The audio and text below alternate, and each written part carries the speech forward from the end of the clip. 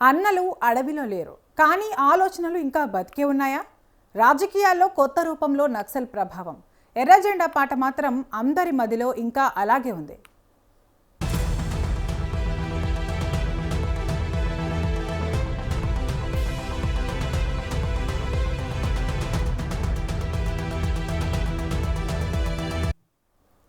ఒకప్పుడు తెలుగు రాష్ట్రాల్లో మారుమోగిన ఈ పాట ఇప్పటికీ చాలామందికి గుర్తుండే ఉంటుంది. చీమలదండు సినిమాలో వచ్చిన ఈ పాట అప్పటి సామాజిక రాజకీయ పరిస్థితులకు అద్దం పట్టింది. ముఖ్యంగా అడవుల్లో సాయుధ పోరాటం సాగించిన నక్సలైట్ ఉద్యమ ప్రభావం ఎంతగా ఉందో ఈ పాట చెబుతుంది.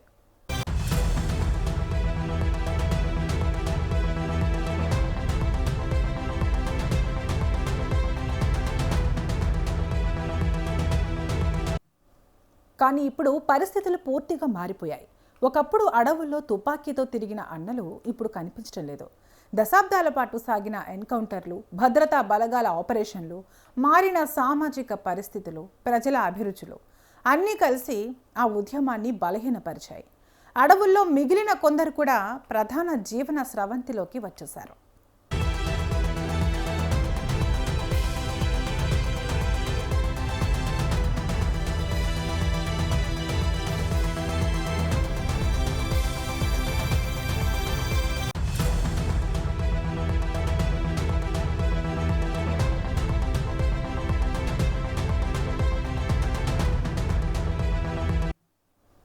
అయితే ప్రశ్న ఏంటంటే, అన్నలు లేకపోతే వారి ఆలోచనలు కూడా అంతరించిపోయాయా?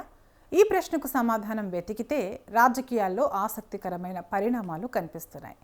నక్సలిజం ఒక సాయుధ ఉద్యమంగా బలహీనపడిన సామాజిక న్యాయం, కార్మిక హక్కులు, భూ సమస్యలు, దోపిడీ వ్యతిరేకత వంటి అంశాలు మాత్రం ఇప్పటికీ రాజకీయ చర్చల్లో కొనసాగుతూనే ఉన్నాయి.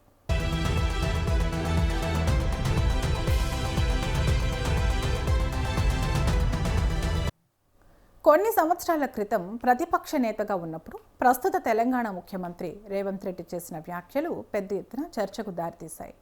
కొన్ని సందర్భాల్లో అధికార వ్యవస్థల తీరును చూసినప్పుడు అడవిలో అన్నలుంటే బాగుండేది అనిపిస్తుందని ఆయన చేసిన వ్యాఖ్యలు అప్పట్లో వైరల్ అయ్యాయి.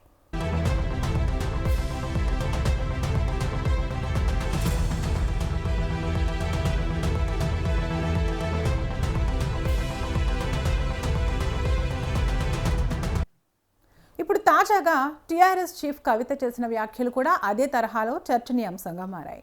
సింగరేణి కార్మికుల సమస్యలపై మాట్లాడిన ఆమె, అడవిలో అన్నలు ఉన్నప్పుడు యాజమాన్యాలు కార్మికుల పట్ల జాగ్రత్తగా వ్యవహరించేవి, ఇప్పుడు అలాంటి పరిస్థితి లేదని వ్యాఖ్యానించారు. అంతేకాదు, అడవిలో అన్నలంతా ఇప్పుడు మా పార్టీలోనే ఉన్నారు అని చెప్పడం ద్వారా రాజకీయంగా ఆసక్తికర సంకేతాలు ఇచ్చారు. ఏదేమైనా సరే మీ పక్షాన నిలబడి కొట్లాడడానికే తెలంగాణ రక్షణ సేన వచ్చింది. ఇక్కడ మీ అందరికీ తెలుసు మన ప్రాంతం ఎట్లాంటిది. అడవిలో అన్నలు ఉంటే మనకి ఇక్కడ గుండె ధైర్యం ఉండే. వాళ్ళు ఆనాడు ఉంటే ఆఫీసర్లు అందరు జర పద్ధతితో నుండి మీ అందరికి ఫెసిలిటీస్ క్రియేట్ చేసేది. ఇలా ఆఫీసర్లు అనుకుంటారు అన్నలందరూ పోయినరు, కార్మికుల గురించి అడిగేటోళ్ళు ఎవరు లేరని.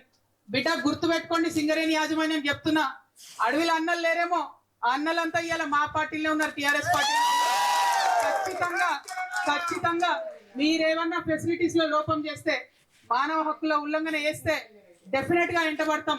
డెఫినెట్ గా మిమ్మల్ని మామూలుగా కాదు ఏదో బెదిరిస్తున్నా అనుకోవద్దు, బరాబర్ బెదిరిస్తున్నాం.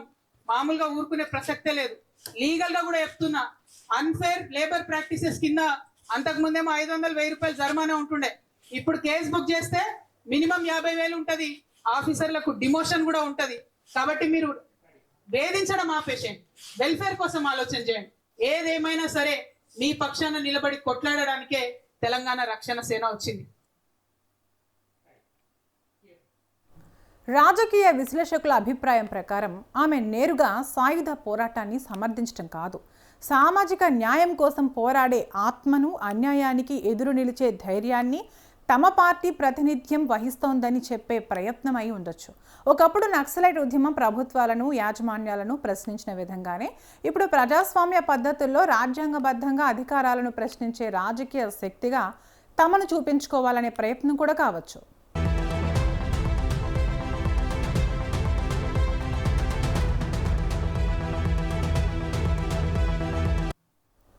నిజానికి భారతదేశ రాజకీయ చరిత్రలో ఎన్నో ఉద్యమాలు కాలక్రమేణా తమ రూపాన్ని మార్చుకున్నాయి. వీధి పోరాటాలుగా మొదలైన ఉద్యమాలు రాజకీయ పార్టీలుగా మారాయి. సాయుధ సిద్ధాంతాలు ప్రజాస్వామ్య రాజకీయాల్లో కలిసిపోయాయి. ఇది ప్రపంచవ్యాప్తంగా కూడా కనిపించే పరిణామమే. ఇప్పుడు జరుగుతున్నది కూడా అలాంటిదేనా అనే చర్చ మొదలైంది.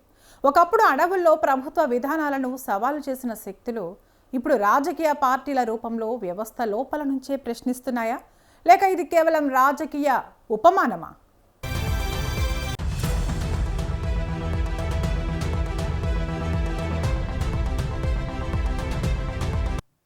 మరోవైపు నేటి తరం రాజకీయాలు పూర్తిగా మారిపోయాయి. సోషల్ మీడియా, డిజిటల్ ప్రచారం, యువత భాగస్వామ్యం, ప్రజా ఉద్యమాల కొత్త రూపాలు రాజకీయ సంభాషణలను కొత్త దిశలో నడిపిస్తున్నాయి. గతంలో అడవుల్లో తుపాకీ పట్టుకుని సాగిన పోరాటాలుంటే ఇప్పుడు సోషల్ మీడియా వేదికలు, రాజకీయ సభలు, పార్లమెంట్లు, అసెంబ్లీలు కొత్త పోరాట రంగాలుగా మారాయి. అందుకే కొందరు విశ్లేషకులు చెబుతున్న మాట ఆసక్తికరంగా ఉంటుంది.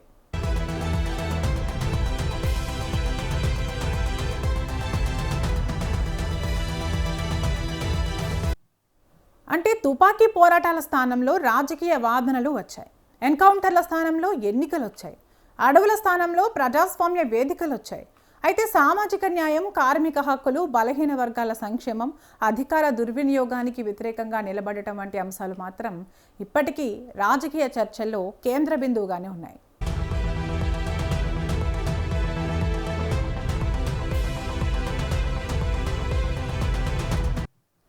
అందుకే అడవిలో అన్నలు లేకపోయినా వారి గురించి ప్రస్తావనలు మాత్రం రాజకీయ వేదికలపై అప్పుడప్పుడు వినిపిస్తూనే ఉన్నాయి.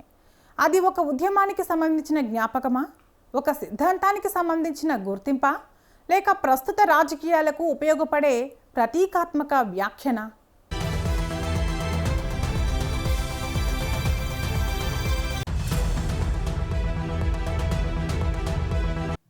ఈ ప్రశ్నలకు సమాధానం ప్రతి ఒక్కరి రాజకీయ దృక్పథాన్ని బట్టి మారవచ్చు.